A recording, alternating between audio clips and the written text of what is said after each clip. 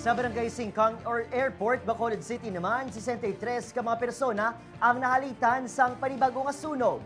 Ginpabayaan nga rice cooker, isa sa mga ginatulo nga kausa nga gitunaan sang kalayo. Yaring report.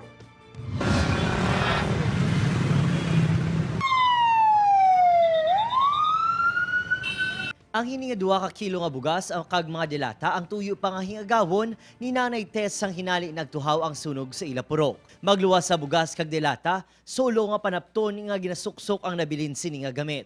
Tanan ginabos ang kalayo. Kuber kay lupok na, naglupok na, buligi ko nyo kay di ko kadaog na, kapoy na. Samtang 83 anyos si Lola Alicia, gintuwangan sa pila ka makasilingan, agud nga masalbar. Sa kakulba, nadulaan na inisang tingog dala reklamo nga masakit ang iadughan. Papa Jesus, buligat na. Si Nanay Tess kag Lola Alicia ang duha lang sa 63 ka mga persona nga yara sa evacuation center sa barangay nga nasunugan kahapon sang hapon sa Singkang Airport, Bacolod City.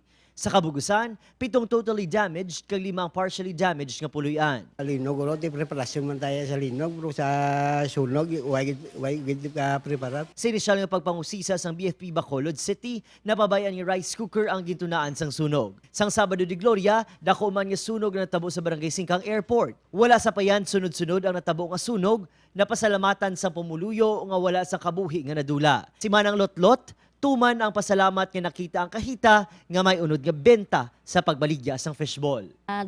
Papangita ko sa bana ko sang gabi kaya to kami sa ospital kaya ako nga bayaw na Saan mo na nakita? ipi.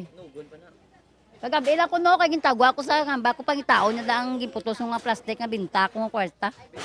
Upod si Reynald Castillo, Adrian Prietos. 1 Western Visayas.